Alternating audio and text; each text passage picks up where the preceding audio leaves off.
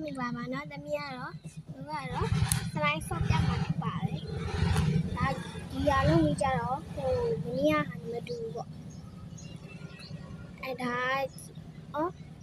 စကားရနေတဲ့အမသမီးရဲ့အမဝင်ဝင်ပေါ့သူကအနေပြန်သွားပေါ့အနေလာမဟုတ်အနေလာပေါ့ပြန်သွားပြီပေါ့သူကတော့2လ3လလောက်ရှိလားကုန်အထိပဲနေတယ်ပြန်သွားတော့စကားမရိုက်တော့ဘူးပေါ့ဒါအပြီးပဲပေါ့နံပါတ်တွေလည်းမတက်မိ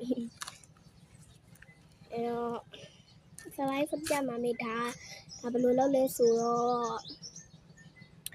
စပြရည်ဟိုစပြရည်ကကောင်ကရေချိုးခန်းထဲကစပြရည်တော့ဒီစပြရည်နောက်ပြီးတော့လို့ရှိရင်ပေါ့အဲ့ဒါလေးဝေပြီးတော့လုံးလိုက်လုံးပွားလို့ရှိရင်လုံးလိုက်အတန်မြည်လေးထိလို့ပေါ့နော်မကတ်စေရနောက်ပြီးတော့water slide ဆော့ပြမယ်ပေါ့နော်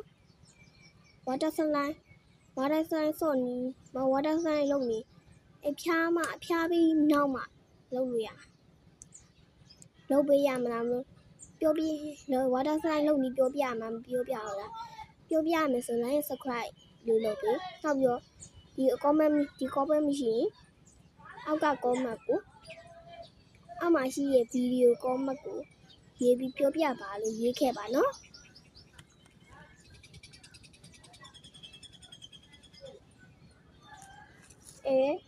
ဒုက္ခပဲ Oh my god ဆက်လို့ရံကောပြောပြမှာနော်အဲ့ subscribe လုပ်ခဲ့လုပ်ဘူးရင်အောက်က comment ရှိတဲ့နေရာလေးကိုပြောပြပါလို့ရေးခဲ့ပါနော်အားပြန်နာမည်ရတော့မယ်တီချာမှတ်ထားနော်အသား